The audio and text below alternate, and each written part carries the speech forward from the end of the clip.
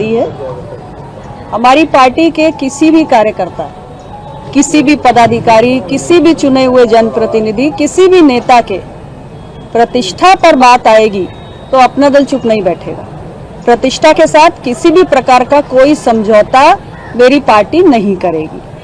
और ये बात बहुत ही स्पष्ट रूप से मैं आप लोगों के माध्यम से कहना चाहती हूँ। पिछले दिनों जो भी बातें मीडिया के माध्यम से जनता के बीच आई हैं, उस पर मैं सिर्फ इतना कहना चाहती हूँ, किसके इशारे पे ये सब किया जा रहा है, कहाँ से किया जा रहा है, ये अपना दल का एक एक कार्यकर्ता जानता है, अपना दल का एक एक समर्थक जानता है। और अगर किसी को भी ये गलतफहमी है कि आप अपना दल के किसी नेता, कार्यकर्ता, किसी प्रतिनिधि के खिलाफ कोई षड्यंत्र करके, कोई झूठे बेबुनियाद आरोप लगा के आप हमारी छवि को धूमिल कर सकते हैं, तो ये उनकी गलतफहमी है, ये होने वाला नहीं है। अपना दल को षड्यंत्रों का जवाब भी देना आता है और सामाजिक न्याय की बात अपना दल ने हमेशा की है और हम लगातार करेंगे।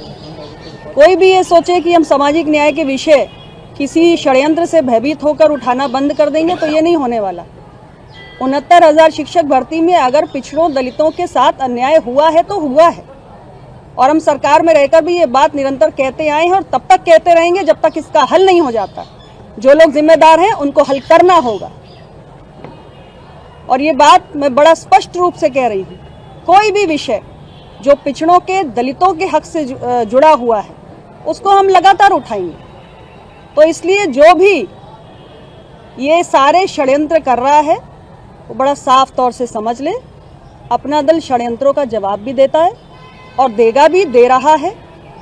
और किसी भी तरीके के षड्यंत्र से आप अपना दल को न डरा सकते हैं न झुका सकते हैं। कौन कर रहा है? हमारे जो विषय हैं तो आप बहुत समझदार हैं और अपना दल के कार्यकर्ता भी बहुत समझदार हैं।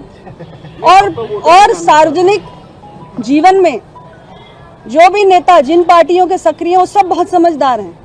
जो कर रहा है उसे भी पता है, जो देख रहा है, पढ़ रहा है, उसे भी पता है। हम सब बड़े समझदार लोग हैं। सार्वजनिक जीवन में अब तो हमें बहुत समय हो गया, आप लोग तो कब से कवर कर रहे हैं नेताओं को, पार्टियों को, सरकारों को, आप तो सब जानते हैं। वोटर जानना चाह रहा है, अगर आप नाम... अरे वोटर आपसे ज्यादा समझदार है, मुझसे ज्यादा समझदार है। ये अलायंस एनडीए का, सुन लें, ये अलायंस एनडीए का है। माननीय प्रधानमंत्री जी के नेतृत्व में 2014 में ये अलायंस हुआ था और माननीय प्रधानमंत्री जी के नेतृत्व में अलायंस है, था और रहेगा। मंत्री जी जिनका आपने नाम लिया वो सूचना विभाग के बड़े अधिकारी हैं और कहीं ना कहीं वो सूचना विभाग पूरा मुख्यमंत्री का भी पूरा विभाग देखते हैं, तो क्या लगता है कि किसकी मंशा होगी, कौन इसके पीछे होगा? मैंने तो नाम ले लिया है, मैं तो अभी सिर्फ कहूंगा कि वो सुधर जाएं। सिर्फ अधिकारी सुधरता है या विभाग के मंत्री? सरकार में भी कोई है? मुझे तो जानकारी नहीं, आपको कोई जानकारी हो तो आप बता दें। आप नहीं, मुझे जानकारी नहीं, मैं तो सिर्फ कहूंगा कि जो मेरे पास सूचना आती, आप में से ही कोई भाई बताता है कि इसका फोन आया था कि आशीष जी के खिलाफ ये खबर चलाइए, तो जिसका नाम लेगा तो मैं तो उसी का नाम लूंगा ना। पत्रकारों का नाम ले रहे हैं आपको लगता है मैंने आपका नाम लिया? हाँ? मंत्री, यहाँ पे जो जिन दो विभागों पे सवाल उठाए हैं, हाँ। और वो दोनों विभाग मुख्यमंत्री के विभाग हैं जी, तो देखिए बड़ा स्पष्ट मत है। आपके ऊपर अगर सवाल उठेगा या आपके विभाग के किसी प्रमुख अधिकारी पे सवाल उठेगा तो वो सवाल आप पे भी उठेगा, तो क्या मैं इसका जवाब आपको दे रहा हूं। मेरे विभाग में डीपीसी हुई, एम देवराज जी जैसे, जिन्हें उत्तर प्रदेश का आप लोग भी जानते हैं सबसे ईमानदार अधिकारी कहा जाता, उन्होंने डीपीसी की। मंत्री की कोई भूमिका नहीं होती है।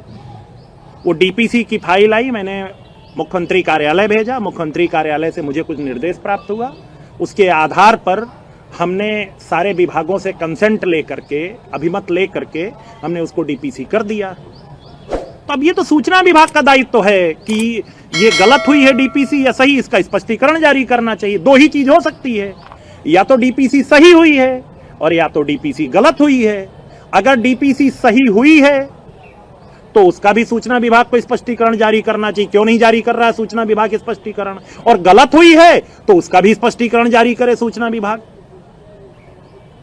वही सवाल की सरकार के मुखिया के पास अपने शिकायत की विभाग अंतर्गत सरकार के अधीन।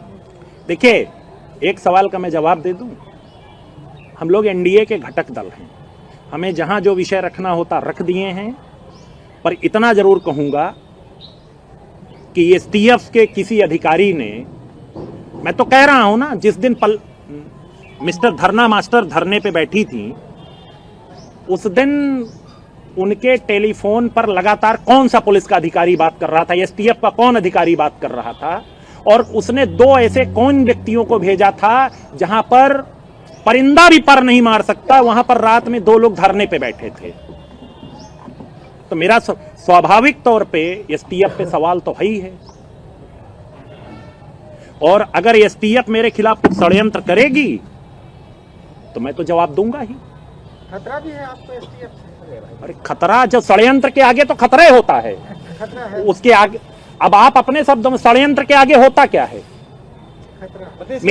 मेरी सुरक्षा के लिए मुझे ZY और XXX श्रेणी नहीं चाहिए।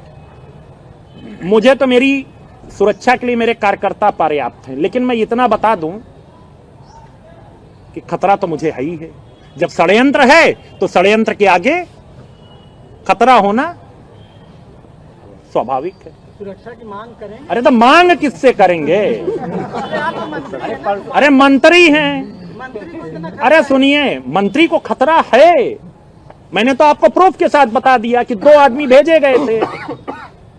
उस दिन का मिस्टर एंड मिसेस धरना मास्टर का मोबाइल, उस दिन का रिकॉर्ड चेक करा लीजिए, कौन सा पुलिस का एसटीएफ का अधिकारी लगातार बात कर रहा था।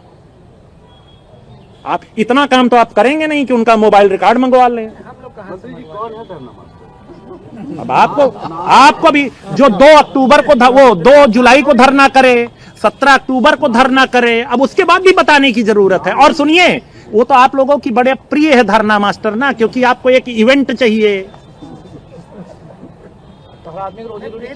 हाँ, ये बात, इससे मैं सहमत हूँ, मैं इससे सहमत हूँ।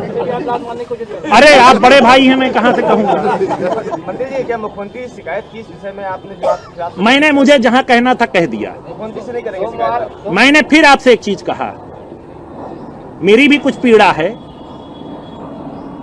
मेरी पीड़ा सिर्फ, मेरा निवेदन सुन लें, नाराज ना हो, सुन लें। अगर किसी विभाग, किसी सरकार में कोई मंत्री गलत काम नहीं किए हैं, या तो गलत किया है या गलत नहीं किया है, तो स्पष्टीकरण देने की जिम्मेदारी किसकी होती है? राज्य के सूचना विभाग की। सूचना विभाग स्पष्टीकरण क्यों नहीं जारी कर रहा है? क्योंकि मिस्टर शिशिर सिंह चाहते हैं कि वो और मंत्रियों का मान मर्दन करके उन्हें आनंद आता है, पर मैं मान मर्दन से दबने वाला नहीं। कितने मंत्री रो रहे हैं, कभी उनके जाइए, सबके घर पे बैठिए, चाय पीजिए, अपना दर्द उड़ेल के रख देंगे, लेकिन उनकी कुछ मजबूरियां होंगी, बेचारे कुछ बोल नहीं रहे हैं। पर मेरी कौन सी मजबूरी है